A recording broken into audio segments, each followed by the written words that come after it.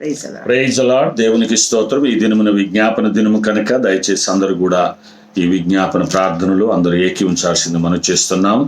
మరి ఈ దినము అనుకూల పరిస్థితులు లేనటువంటి పరిస్థితులుగా ఉంటున్నాయి కాబట్టి లైవ్లో ఏకీవించాల్సింది మనం చేస్తూ ఉంటున్నాం. ప్రార్థన చేసుకున్నాం.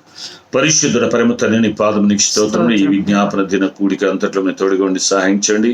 ముఖ్యంగా ఈ లైవ్ నాయన మరి విజ్ఞాపనలో బిడ్డలందరూ పాల్గొనడానికి కృపను దయచండి. పాల్గొని ఏకీభవించి ప్రతి బిడ్డను దీవించి ఆశ్రయించమని మీ దయగల హస్తములకు అప్పగిస్తే విజ్ఞాపన కూడిక అంతటా తోడుగుండి సహాయించమని యేసు నామమున అడుగుతున్నాము తండ్రి. ఆమేన్ ఆమేన్. హల్లెలూయా. ఈ దిన మనకి ఏర్పరచబడిన పరిశుద్ధ లేఖన భాగము జకరియా గ్రంథం 12వ అధ్యాయం 10వ వచనాన్ని చదువుకుందాం. అందరికీ ప్రైజ్ ది లార్డ్. పరిశుద్ధ గ్రంథంలో నుండి జకరియా గ్రంథము 12వ అధ్యాయము 10వ వచనమును చదువుతున్నాను. దావీదు సంతతి వారి మీదను యెరూషలేము నివాసుల మీదను కరుణ నొందించు ఆత్మను విజ్ఞాపన చేయు ఆత్మను నేను కుమ్మరింపగా వారు తాము పొడిచిన నా మీద దృష్టి ఉంచి ఒకడు తన ఏకకుమారుని విషయమై దుఃఖించినట్లు తన జ్యేష్ఠపుత్రుని విషయమై ఒకడు ప్రలాపించినట్లు అతని విషయమై దుఃఖించుచు ప్రలాపించురు. దేవుడి పరిశుద్ధ వాక్య భాగమును మనం ఇంటిలో ఆశీర్వదించును గాక. ప్రియమైనటువంటి దేవుని బిడ్డలారా, ఈ వాక్యము ప్రవచన వాక్యము రాబో దినములలో జరగాల్సినటువంటి దానిని, అంటే జరిగిన విషయాన్ని, ఇప్పుడు జరగవలసిన విషయాన్ని ముందుగానే జకరియా ప్రవక్త ద్వారా దేవుడు మరి తెలియపరిచాడు. ప్రియమైన దేవునిలారా, యేసుక్రీస్తు ప్రభుల వారిని పొడిచి చంపారు. నిజంగా పొడిచిన వాని మీద దృష్టించాలంటే దేవుని ఆత్మ, కరుణ నొందించు ఆత్మ, విజ్ఞాపన ఆత్మ కలిగచేయాలి. ఈనాడు కూడా అనేకులు ప్రార్థన చేస్తున్నారు, విజ్ఞాపన చేస్తున్నారు, కానీ దేవుని ఆత్మ లేకుండా చేస్తూ ఉన్నారు. వారు ఏం చేస్తున్నారో కూడా వారికి తెలియదు ప్రార్థన. కనుక దేవుని విజ్ఞాపన ఆత్మతో ప్రార్థన చేయాలి. ఆత్మ లేనివాడు నా వాడు కానీ రోమా 8:15 మనం చూస్తాం. రోమా 8:15 ఆత్మ లేనివాడు నా వాడు 8:9 రోమా పత్రిక 8వ అధ్యాయం 9వ వచనం. 8వ అధ్యాయం 9వ వచనం. దేవుని ఆత్మ మీలో నివసించి ఉన్న ఎడల మీరు ఆత్మ స్వభావం గలవారే గాని శరీర స్వభావం గలవారు కారు. ఎవడైనా క్రీస్తు ఆత్మ లేని వాడైతే వాడు ఆయన వాడు కాడు. ఓ, క్రీస్తు ఆత్మ ఉండాలి. క్రీస్తు ఆత్మ ఆయన విజ్ఞాపన చేశాడు. ఎలా చేశాడు? నిజంగా ఆయన విజ్ఞాపన అనేకుల కొరకు విజ్ఞాపన చేశాడు.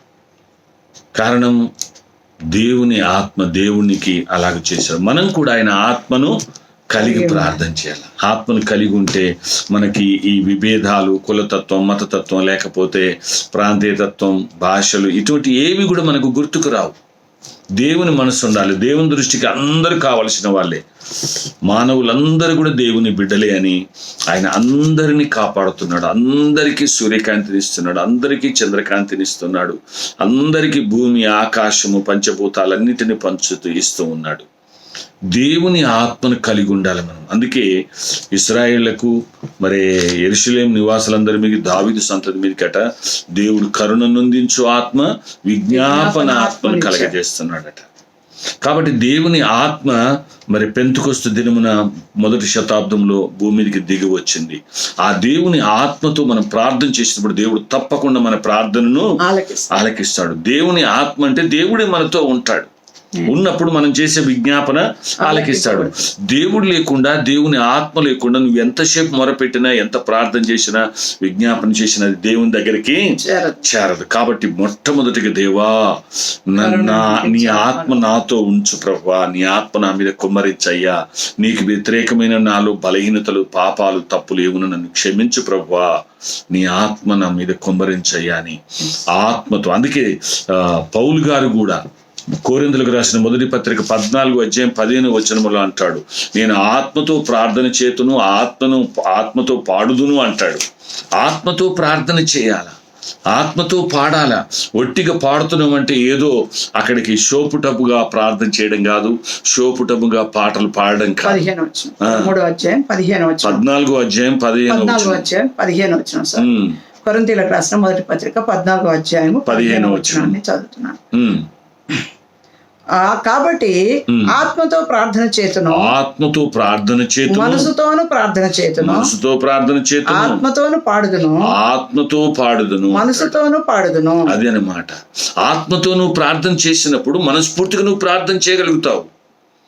ఆత్మ లేకుండా నువ్వు ఒట్టిగా చేస్తే నువ్వు ఆ ప్రార్థన దేవుని దగ్గరికి నువ్వు మనస్ఫూర్తిగా ప్రార్థించాలి. అందుకే దేవుడు అంటాడు, మీ పెదవులతో నన్ను ఘనపరుస్తున్నారు కానీ మీ హృదయం నాకు దూరముగా ఉంది అంటాడు. కాబట్టి దేవుని ఆత్మతో ప్రార్థన చేయాలి. అప్పుడు భారం వస్తుంది, కరుణ కూడా వస్తుంది, దయ కలుగుతుంది నీకు. నీ శత్రువుల కొరకు నువ్వు ప్రార్థన చేయగలుగుతావు, విజ్ఞాపన చేయగలుగుతావు.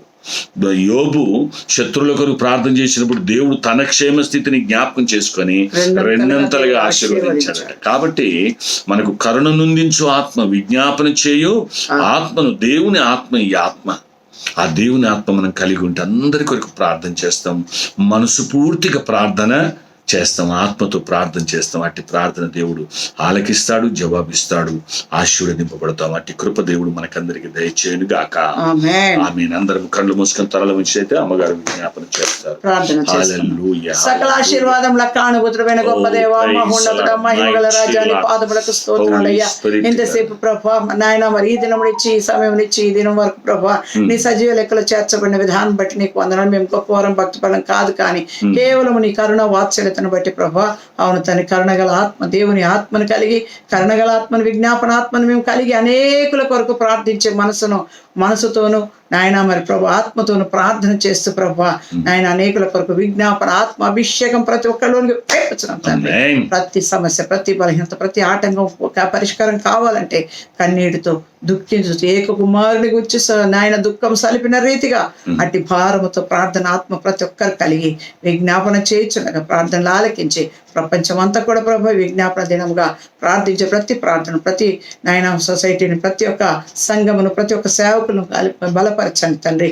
అవును తండ్రి, తిమోతికి రాసిన పత్రికలు 2వ అధ్యాయంలో మనం సంపూర్ణమైన భక్తి మాన్యత కలిగి సుఖముగా నెమ్మదిగా బ్రతుకు నిమిత్తమై మనుషులందరి కొరకును, రాజుల కొరకు, అధికారుల కొరకు ప్రార్థన, విజ్ఞాపనలు, యాచనలు, కృతజ్ఞతాస్తుతులతో నీ సన్నిధికి వచ్చి విజ్ఞాపన చేసి నీ దృష్టికి అనుకూలంగా ఆత్మతో ప్రార్థన చేయడానికి సహాయం చేయమని నాయన చేరువచ్చిన బిడ్డలందరి బట్టి నీకు లైవ్ లో నాయన వీక్షిస్తున్న వారిని, రాలేక వెనుకబడిన వారిని, ఏకీభవిస్తున్న వారిని మీరు దీవించి ఆశీర్వదించండి. ప్రార్థన పరిష్కారం దయచేయమని, బర్త్డేస్, మ్యారేజ్ చేసిన బిడ్డలను దీవించండి. ప్రత్యేకంగా నాయన మరి భర్తలను కోల్పోయి, తనులను కోల్పోయి బాధలతో ఆదరణ లేక బాధపడుతున్న వారికి నాయన నువ్వు సహాయం చేసి నాయన ప్రత్యేకంగా ప్రభా బ్రదర్ భాస్కర్ రావు గారిని బట్టి నీకు వందనాలు. నీ సన్నిధికి వచ్చి ఉన్నాను, నీ పిలుపును కాదనక ప్రభా విడబడిన నాయన సిస్టర్ను, ఇచ్చిన కుమార్తె కుటుంబాన్ని మనవరాలను దీవించి బలపరిచి ఆదరించి జ్ఞాపకాల కూడికలో మీరు అని ప్రార్థిస్తున్నాం. ప్రత్యేకంగా ప్రభా నాయన మరి హెన్రీ, కిమ్మి వాళ్ళ తండ్రి గారు కూడా ప్రభా ఈ లోకయాత్ర ముగించి ఉంటుండగా విడబడిన సిస్టర్కును, విడబడిన కుటుంబాలకును ఆదరణ, ఓదార్పు నీ నామమున కలుగచేయమని ప్రతి ఒక్కరి మీ చేతులకు అప్పగిస్తూ బాధలతో, ఇబ్బందులతో, బలహీనతతో ఉన్న వారికి స్వస్థపరచమని, ఈ దిన దీవెనల చేత నింపమని, నీ కృపాక్షములు మాలో ఉంచి విజ్ఞాపన ఆత్మ అభిషేకము ప్రతి ఒక్కరికి జూమ్స్ ద్వారా, కాన్ఫరెన్స్ ద్వారా, ఫిజికల్ గ్యాదరింగ్ ద్వారా మీరు మహిమ పొందమని సమయాన్ని మాకు ఇచ్చినందుకు కృతజ్ఞత చెల్లిస్తూ ప్రభువును రక్షకుడు నాజరేయుడైన యేసుక్రీస్తు పేరిట అడిగి వేడుకుంటున్నాం తండ్రి. ఆమేన్. ఆమేన్. తండ్రి, కుమార, పరిశుద్ధాత్మ త్రియేక దేవుని దీవెన ఈ విజ్ఞాపన దినమున ఆయన సన్నిధిలో విజ్ఞాపన చేస్తూ ఏకీభవిస్తూ, ముఖ్యంగా ఈ విజ్ఞాపనలు ఏకీభవిస్తున్న ప్రతి ఒక్కరికి, ముఖ్యంగా ఈ దినంలో జరగవలసినటువంటి మరి భాస్కర్ గారి జ్ఞాపకార్థ కూడికకును, ముఖ్యంగా మరి హెన్రీ వారి యొక్క తండ్రి గారి లోకయాత్రను ముగించుకొని ఆ కుటుంబానికి నీ ఆదరణ, ఓదార్పు, నెమ్మది కలుగుటకును, కుటుంబం అంతటికి భాస్కర్ గారు విడవబడిన కుటుంబం అంతటికి సమస్తకును మరి ఆదరణ, ఓదార్పు, నెమ్మది కలుగుటకు మనకందరికి ముఖ్యంగా ఆయన ఆత్మను కలిగి, విజ్ఞాపన ఆత్మను కలిగి ప్రార్థించడానికి ఇష్టపడుతున్న ప్రతి బిడ్డకును, మనకందరికీ నీ ప్రార్థనలు ఏకిస్తున్న ప్రతి బిడ్డకును, సంఘమంతటికి నీ సార్వత్రిక సంఘానికి నీ సకల పరిశుద్ధులకును, సర్వ ప్రజలు ఆయన ప్రేమ, త్యాగం, యాగం, యజ్ఞం, పవిత్రత ప్రత్యేక తెలుసుకుని ఆయన ఎదుగు వచ్చి నిత్య నరకముడు తప్పించబడి నిత్యత్వమునికి చేరుకున్నాడు. మనకందరికీ సదా తోడైండి నడిపించును గాక. Amen. Amen. Praise the Lord. Praise the Lord. Praise the lord.